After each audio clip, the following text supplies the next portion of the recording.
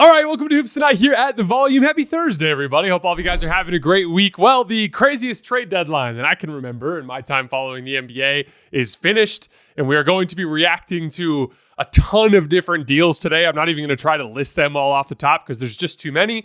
Let's just get right into it. You guys know the drill. Before we get started, subscribe to the Hoops Tonight YouTube channel so you don't miss any more of our videos. Follow me on Twitter at _JasonLT so you guys don't miss show announcements.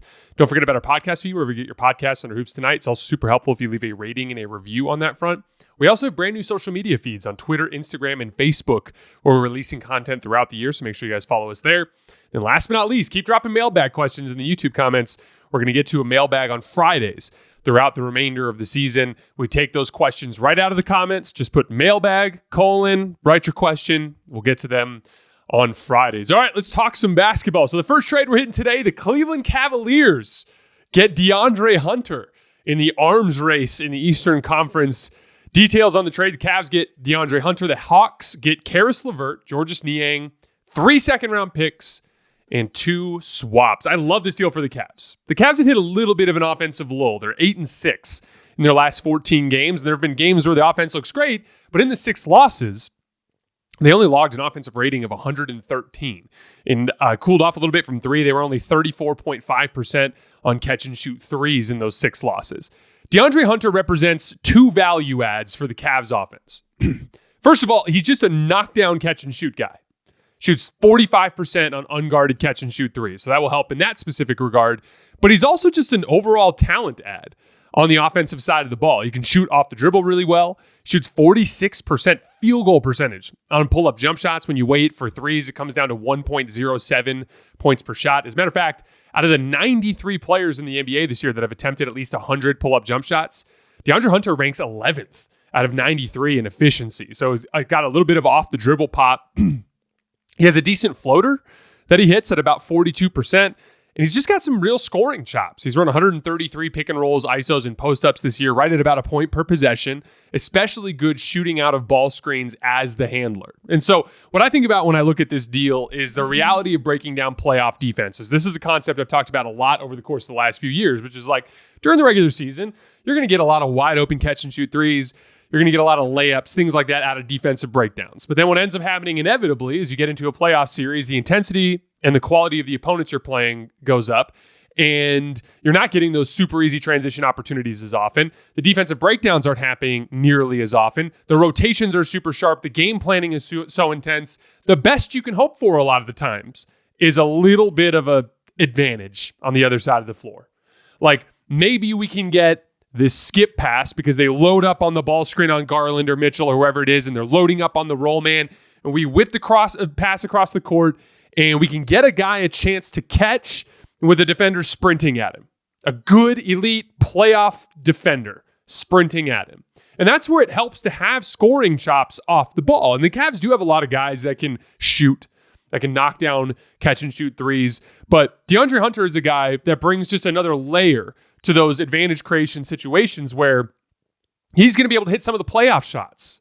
He's going to be able to do more off the bounce on the skip than a guy like Dean Wade. He's going to be able to do more off the bounce, off the skip than a guy like Georges Niang was able to do, right? And so it's just a talent add. It gives them another guy that with more offensive firepower to break down playoff defenses. I was literally talking about this on I appeared briefly on the Athletics big trade deadline special today, and I was talking about it there. Like your aggregate ball handling, your aggregate skill, your aggregate shooting ability, your aggregate scoring chops. I always talk about scoring as a separate category from shooting, because scoring to me is about like audacity and confidence, the willingness to take tougher shots, and then having like the creativity, the footwork and the dribble combinations and the tweaking your release angles and shooting with a little more arc, a little less arc, whatever it is you need to do to make a bucket happen in kind of a weird fluid situation that's not like just you standing still or doing some sort of basic drill. That's scoring, in my opinion. And so aggregate scoring, aggregate shooting, aggregate passing, those things matter more now than they used to because of the way defenses have gotten so good at loading up on the strong side, taking the ball out of your primary ball handler's hands. So to me, DeAndre Hunter is just an influx of talent that gives them a better chance to survive as things get tougher in the postseason. He also gives them more size on the perimeter, which will help them match physicality with teams like Boston. That's really what this was to me. They're trying to close the talent gap with Boston as much as they can. And this was a big step in that direction. I like Niang. He did some stuff, but DeAndre Hunter's just better. And the emergence of Ty Jerome as one of the best backup guards in the league made Caris LeVert a little bit redundant. And I like Caris, and I thought he had some value, especially I thought he was the best Cavs defender on Shai Gilgeous-Alexander in the matchups that they had. And so, yeah, if they got to the finals, that could be something that is a little bit of an issue. But it's just such a small little bit of utility in the big picture that I actually think this was a smart trade. Cleveland is approaching the season with some real urgency, and I like it. They have a 5-game lead on the Boston Celtics. If they can maintain that, they'll have home court advantage in the conference finals, and they'll have their chance to eliminate the Celtics. The second trade we're getting to today, De'Aaron Fox to the San Antonio Spurs. I've been asking for this trade ever since Sacramento got off to such a terrible start this season. This is like the half-dozenth time we've talked about it, so I won't go too into detail, but I've been hung up on this specific concept, which is that San Antonio has a lot of young developing talent, but that one of those guys is just so far ahead of his teammates in that development trajectory that you can't afford to just let them slowly grow together. By this time next year, Victor Wembanyama will probably be a consensus top 6 player in the NBA. Jokic, Luka, Giannis, Shea, Tatum, and Victor, in some order. And some folks might even add Victor higher than 6 when the time comes. And you can't just let a hyper-competitive, super talented dude who's one of the top 6 basketball players in the world just sit around and wait for his young teammates to slowly improve. I thought De'Aaron Fox was the perfect player to address that conundrum for 3 reasons. One, he's older than Wemby, but he's just starting his prime. I think he has at least 5 years left playing at the level that he's currently at. That is a good long window to justify this type of investment. 2, he's legitimately good enough to be Wemby's number 2. I had De'Aaron Fox in my top 25 this summer. I think his combination of downhill speed and over-the-top scoring ability, and again, he hasn't shot as well from the perimeter this year, but he's got such good short-range shot-making ability, those short lean-back jumpers, floaters, things along those lines. It's just such a devastating combo. To be able to be a real threat downhill, but to always be able to stop on a dime and shoot over the top, it's just a devastating combo. There are a lot of fast guys in the NBA. There are a lot of guys who can make shots. There are very few that can do both at an extremely high level. And even with his shooting being down a bit this year, he's still over 40% on pull-up jump shots. He's still over 50% on floaters on high volume. And he logs, in terms of the downhill ability, he logs the same amount of drives per game as Ja Morant, to give you guys some perspective on how much De'Aaron Fox can get downhill. Which brings me to the third reason that I liked De'Aaron Fox for the Spurs. The basketball fit is utterly perfect. The ideal fit for a pick-and-pop big is a downhill guard. Wemby obviously does a lot on ball for the Spurs. They'll run action for him around the foul line where he'll catch and turn and face, 18, 20 feet from the basket, ISO, that kind of stuff. But when he's operating as a screener in action, he's almost always popping out to the perimeter, right? Like that's what he does. He's a pick and pop big in terms of his utility in the flow of the offense. The reason why a downhill guard is so valuable with a pick and pop big has to do with the way that speed can break down traditional ball screen coverages. For starters, you can't switch, right? Like if you switch with a downhill guard and a guy like Wemby, the best thing that you can do when you're a big switching out onto the perimeter onto a guard is to force him to settle for a jump shot. And there are a lot of skill guards in the league that will get bigs on switches and they'll settle for jump shots. And don't get me wrong, sometimes they go in, but there's a good amount of variance there. The death sentence for a big on a switch is speed, because they really struggle to move laterally and contain the ball. De'Aaron Fox can beat bigs off the dribble for much more reliable offense beating switches. So that's a bad idea. And putting a small guard on a shot maker like Victor Wembanyama is not a good idea either, right? Now, let's take a look at a traditional coverage, meaning the defense does not switch. If you use the screener's man, so Victor's man, to contain the ball, which you have to, right? Because if you're not switching, and Wemby sets a pick on the guy guarding De'Aaron Fox, and Wemby's man doesn't help at all, De'Aaron's going right downhill. He's flying downhill and your defense breaks. So you got to have that screen defender there to contain the ball, right? But here's the problem. As Victor pops above the break, that defender who's containing the ball now has a closeout. He's got a closeout from where the ball handler is all the way back out to Wemby where he's popping. This is where the downhill element of De'Aaron Fox's game is so valuable. The longer that closeout is for that screen defender to get back to Wemby, the better opportunities that Wemby's going to get, right? The more athletic the guard is, the further he gets downhill, the more it forces the entire defense to drop back to contain, the even longer that closeout's going to be, right? A skill guard who kind of meanders off the ball screen and pitches it back to Wemby might only be a 10, 15-foot closeout. But if De'Aaron Fox comes screaming down that ball screen and the guy's meeting him more by the semicircle instead of up by the top of the key, that's an extra 10 feet that the big guy has to close out. And so I just imagine like just a ton of these really, really open looks and high advantage situations for Wemby in a wide open top of the key type of situation. I think it's just a perfect fundamental basketball fit in two-man game to have a guy like Victor Wembanyama that can pick and pop with a devastating downhill guard like De'Aaron Fox. And he's also a very complementary defensive fit. I've talked about this a lot over the course of the season. Fox is an attacking, aggressive, disrupt the ball type of perimeter defender rather than the sit back and contain the ball type of perimeter defender. Containing is most important when you don't have strong rim protection. Attacking can actually be really useful with strong rim protection because ball pressure usually forces the ball handler to speed up. It forces them to drive because that's how you beat ball pressure. You beat ball pressure by driving. If you try to retreat, they're just going to keep pressuring you until you lose control of the basketball. You attack ball pressure. And so in those situations where you force them to drive and you pressure well and you rush them, they go downhill without a plan. And that's where mistakes can happen. Cleaning up that type of dribble penetration is a thing that Wemby's better at than literally anyone that's ever played the game of basketball. So like I view it as a really complementary defensive fit as well. So you got a player who, one, is good enough to help Wemby compete for championships right away, but is also young enough to fit the longer-term Wemby timeline while also being the perfect basketball fit on both ends of the floor, and you did it without having to give up any of your most exciting young players. I think it's an absolute home run move for the Spurs. That's why I've been pushing for it all season.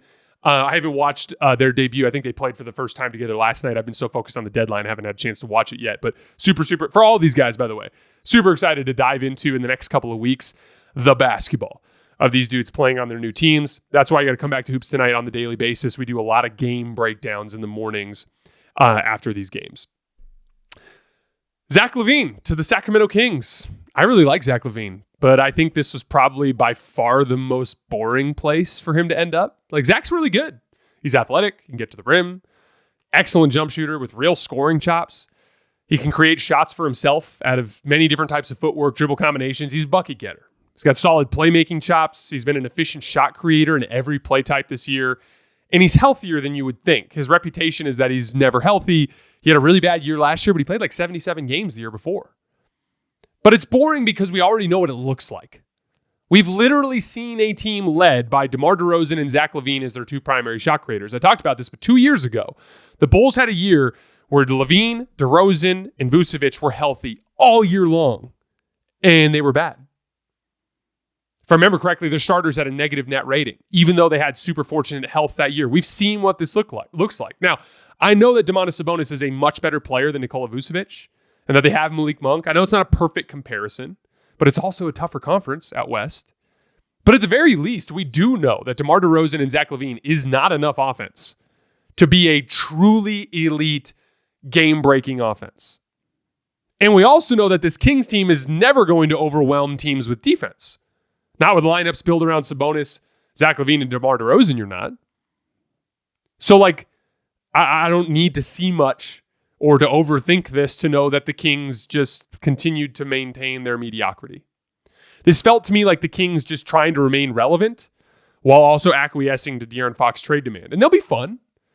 The Kings will go on some win streaks. On some nights, they'll look really good on offense and they'll beat really good teams. But they're going to accomplish anything of significance. And that's why I thought this was the most boring destination for Zach LaVine. This ain't the little itty bitty teeny tiny bowl. This is Super Bowl 59. Get in on the action at DraftKings Sportsbook, an official sports betting partner of Super Bowl 59. Scoring touchdowns is key to hoisting the Vince Lombardi Trophy. And you have a shot to score big by betting on them at DraftKings Sportsbook, the number one place to bet touchdowns. Ready to place your bet? Try betting on something simple like a player to score 6. Go to DraftKings Sportsbook app and make your pick. Right now, the Chiefs open as a very slight favorite at -1.5. I'm personally rooting for the Chiefs, mainly because I appreciate them as one of the greatest teams of all time. And as a Cowboys fan, I just literally cannot stand any success for the Philadelphia Eagles. New DraftKings customers can bet $5 to get $200 in bonus bets instantly. Download the DraftKings Sportsbook app and use code HOOPS. That's HOOPS. That's code HOOPS for new customers to get $200 in bonus bets instantly when you bet just $5. Only on DraftKings Sportsbook. The crown is yours. The Milwaukee Bucks get Kevin Porter Jr., Jericho Sims, and Kyle Kuzma for MarJon Beauchamp, Khris Middleton, AJ Johnson, and a pick swap. And I think the Bucks also might have gotten a second-round pick back in that deal as well, if I remember correctly. I saw a lot of negativity surrounding this trade from Bucks fans. And I get it to a certain extent. Like, Khris, when he's at his best, is a better basketball player than Kyle Kuzma. But Khris Middleton hasn't shown his top end in a long time. His ball handling has been valuable to the Bucks this year. In the half court, he's been able to create advantages and just kind of grease the wheels for them in their offense. But he's been back for 23 games and he's averaging 12.6 points per game. This is not the same 20-point per game Khris Middleton anymore. He had a couple 20-point games in the last couple of weeks, but they were in like losses where the team didn't look good, or I think he had one in Utah as well. Like, this is not the same Khris Middleton that was such an important part of the championship team a few years ago. Now, whether or not this trade makes any sense will come down to what Kyle Kuzma turns into. The Bucks need to be able to convert Kyle Kuzma back into their winning culture because he's been playing losing basketball down in Washington for a few years now. In Kyle Kuzma's last year with the Lakers, before his trade to Washington, he had actually turned himself into a really good role player. First of all, he's a very good rebounder. Towards the end with the Lakers, in the last year or two, he had become so good off ball, playing passing lanes, rotating, and just being such a good defensive rebounder that he actually had turned himself into a really useful role player. The key will be bringing that out of him again. That's on Giannis. That's on Brook. That's on Doc Rivers, Dame, and all the leaders of that team to refocus Kyle Kuzma's energy in the directions that made him such a useful player for the Lakers towards the end. He's got good size. He is a good athlete. He can win contested rebound battles. He can fly around in rotation and play passing lanes. He's big. This is a size move for Milwaukee. That Kuzma, Giannis, Brook Lopez front line is just way more physically imposing than even than a Bobby Portis, too big kind of look, because Bobby doesn't move as well as Kyle Kuzma does. But certainly, Taurean Prince is a bad rebounder. This is a big size, athleticism, off-ball defense, and rebounding upgrade for the Bucks if they can bring that back out of Kyle Kuzma. Which again, that's the big kind of variable here, right? And then on offense, Kuzma's an interesting case study in how little efficiency actually matters relative to your reputation in the league. Kyle Kuzma's an inefficient offensive player. His best shooting year was actually his last year with the Lakers, and he only shot 36%. He's a career 54% in true shooting, which is nothing to celebrate. But he is constantly aggressive. It's actually funny how aggressive he is. He's a career 17 field goal attempts per 36 minutes in his career. Even his last year in LA, when he was in his smallest role there, he still took 14 shots per 36 minutes. This is an aggressive scorer. He averages 7 three-point attempts per 36 minutes in his career. He shoots so much, and he always has this threat that he might go off. Obviously, he's been more of a scoring role with Washington, but even going back to the Lakers, any given night, he could go for 20. Any given night, he could go for 30. The threat was there. He has 97 career games with over 25 points. He has 11 career games with over 35 points. This has led to, and this stood out to me in such an interesting way when he was with the Lakers, this led to teams accounting for him on the scouting report the same way you would for a more efficient scorer. The way he's guarded is like that of a more efficient scorer. So his value on offense is greater than his efficiency would lead you to believe, because teams will account for him. I think he slots in really nicely as the starting three, increases their size and rebounding ability, gives them more scoring pop. The big variable here is, can they get him to commit back to playing winning basketball? The Bucks also got Kevin Porter Jr. He's just a bench bucket getter, nothing too crazy there. He has all the footwork and dribble combinations to get his own shot, but he just isn't particularly good at making shots, for whatever that's worth. Jericho Sims is just a hyper-athletic center who plays really hard but isn't really good at anything on either end of the floor. I do think the Bucks got a little better in this trade cycle. It certainly would have been better if they could have pulled off something like a Jimmy Butler deal or a Zach LaVine deal, but they didn't win in those bidding wars, and so they ended up having to pivot to something else. And again, like with the urgency surrounding Dame's age and Giannis's commitment to the franchise, like you had to do something. It's not perfect. There's risk involved. Kyle Kuzma shares a certain amount of variability here with his commitment to winning, but you had to do something, and this at least has the potential to bring real upside for the Bucks. All right. We have a new segment that we're debuting today from our new partner, Microsoft. So let's get into that. Welcome to Course Correction, brought to you by Microsoft. Just like star players and teams navigating performance hurdles, business decision makers today are under immense pressure to get things right. They must rise to the occasion, turning challenges into opportunities. Microsoft empowers these visionaries with AI solutions, simplified cloud and data management, and trustworthy, responsible AI. And when you're in the NBA, you have your own hurdles to face. In this segment, we're going to be exploring the challenges faced by teams or star players and how they can turn things around. Whatever challenge you're facing, Microsoft empowers you with the expertise to say, bring it on. This week, we're discussing the challenge faced by Rob Pelinka and the Los Angeles Lakers. Rob Pelinka and the Lakers were in a little bit of a bind. They were built around a 40-year-old LeBron James and a soon-to-be 32-year-old Anthony Davis, who's a little older than his age would lead you to believe. And they looked like a team that clearly did not have a championship ceiling, in large part because of mistakes that this front office made. The catastrophe of the Russell Westbrook trade, roster imbalances brought by a failure to prioritize motor and athleticism around their aging stars. It looked really bleak. But at the same time, the team this year was showing some real promise. The Lakers are 17-8 in their last 25 games. It's the seventh best record in the league over that span. They've shown some real promise with their small ball groups on both ends of the floor. Impressive wins against the Boston Celtics, the Knicks without Anthony Davis, a small ball group. The Clippers they beat the Clippers without Anthony Davis or without Max Christie, a lot of small ball groups in those games. LeBron has looked fantastic. But then Nico Harrison calls with an opportunity involving Luka Doncic. And this is where I thought Rob rose to the occasion and turned a challenge into an opportunity. It started with self-awareness. Everything in life starts with you being willing to admit what you're good at and admit what you're bad at. There was a moment there where Rob had to take a look at this and realize that they're not good enough. Even though they've been playing well.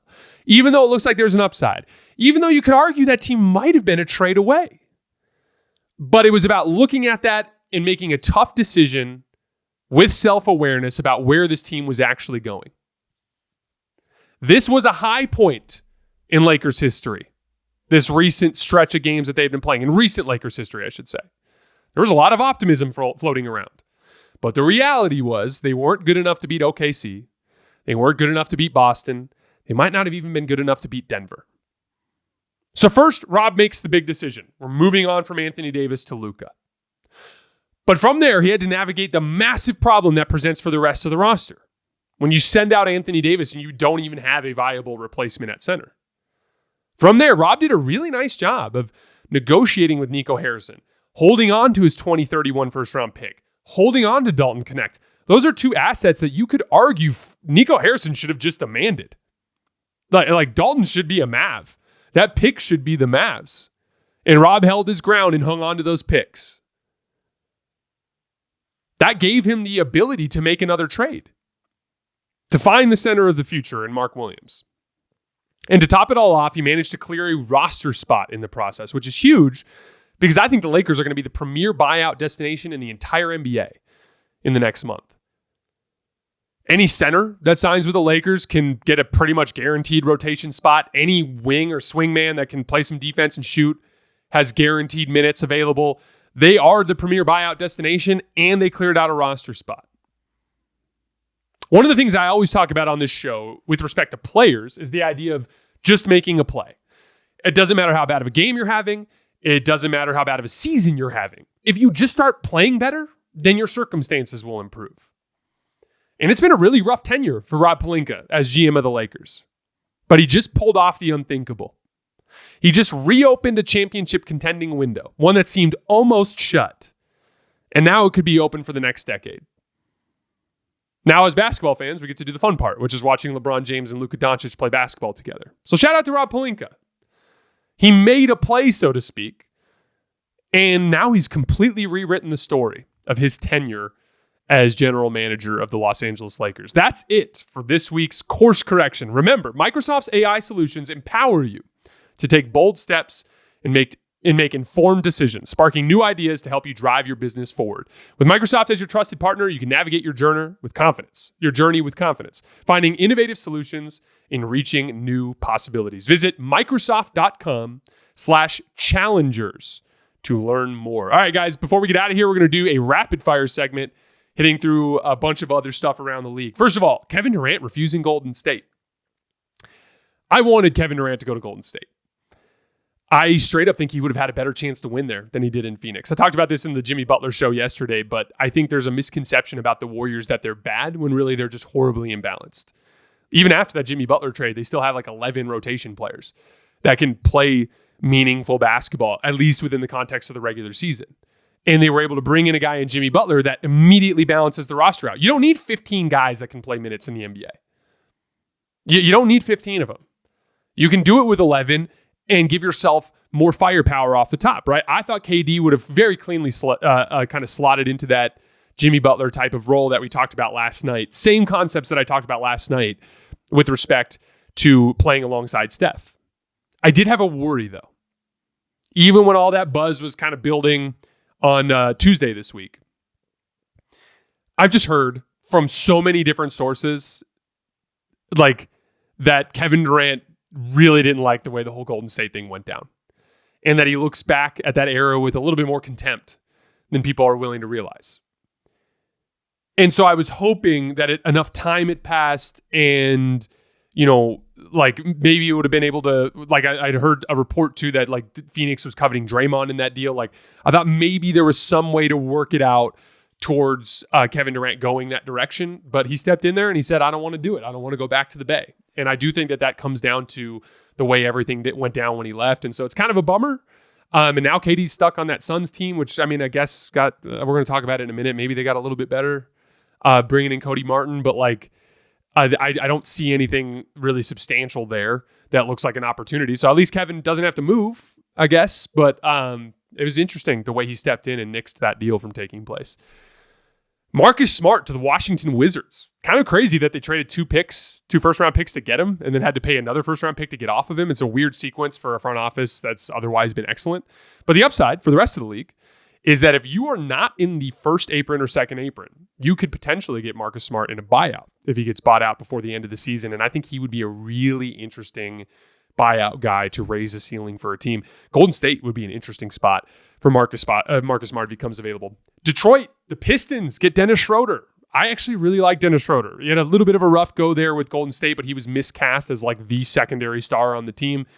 Dennis Schroder to me is an extremely useful player in that he can guard point guards from the other teams. He is a savage competitor, like legitimately just gives it his all every single night. I loved rooting for that guy. Pistons fans, you will love rooting for him. He just needs to be in a position where he's not depended on to a great deal to run offense. Now, within Detroit, because of the injury to Jaden Ivey, he is going to kind of be in that position where he's expected to do a lot. And there will be a lot of highs and lows for Dennis Schroder on the offensive end of the floor. You need to be aware of that. But I do like the idea of at least just giving Cade another guy that can help. Another guy that can help handle the ball. Another guy that can handle ball pressure. Another guy that can just carry shifts when he's off the floor. Again, you didn't want to do anything too crazy because you don't want to do anything to mess with Detroit's timeline.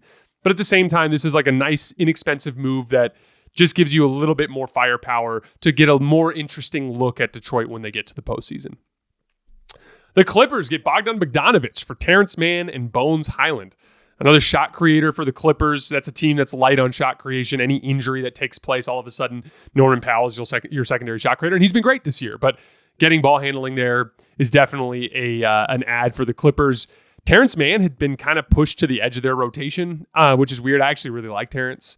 But he fits Atlanta's goal really well, which is Atlanta's been trying to surround Trae Young with athletes, young athletes that can cover for his size and limitations and benefit from his playmaking talent.